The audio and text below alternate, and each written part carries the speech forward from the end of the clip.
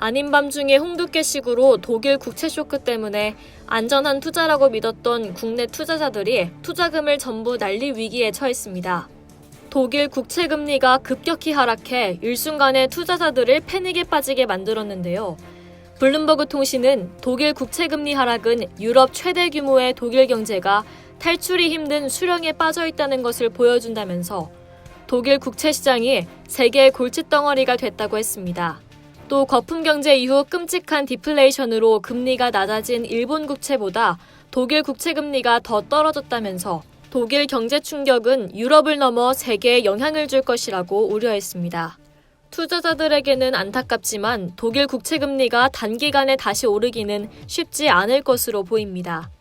독일은 물론 세계 경제가 경기 침체 조짐을 보이는 데다 아무런 합의 없는 노딜 브렉시트 같은 악재도 많기 때문입니다.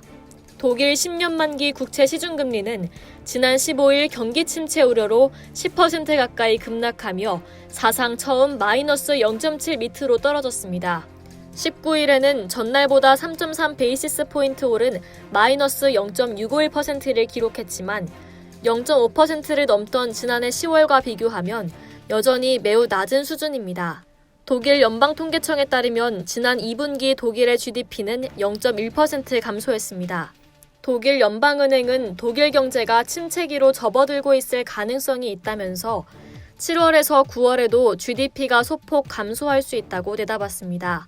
경제학적으로 두 분기 연속 GDP가 역성장하면 경기 침체로 봅니다. 노딜 브렉시트 충격도 전망을 어둡게 합니다.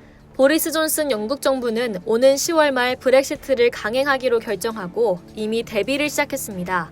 독일 국채는 유럽 내 대표적인 안전자산 중 하나로 영국이나 이탈리아, 스페인 등 다른 유럽 국가 경제가 흔들릴수록 투자 수요가 늘고 금리가 떨어지는 현상이 발생합니다.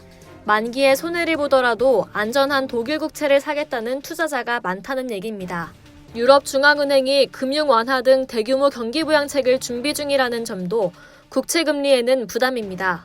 EBC가 양적 완화를 위해 시중에서 국채 매입을 늘리면 금리가 떨어질 가능성이 크기 때문입니다. 워싱턴 포스트는 유럽연합통계국이 지난달 유로존 물가 상승률을 기존 1.1%에서 1%로 하향 조정했다면서 이는 EBC가 다음 달 금리 인하와 채권 매입을 포함하는 새로운 경기 부양책을 내놓을 것이란 전망을 뒷받침한다고 했습니다. 이상 여의도투브였습니다.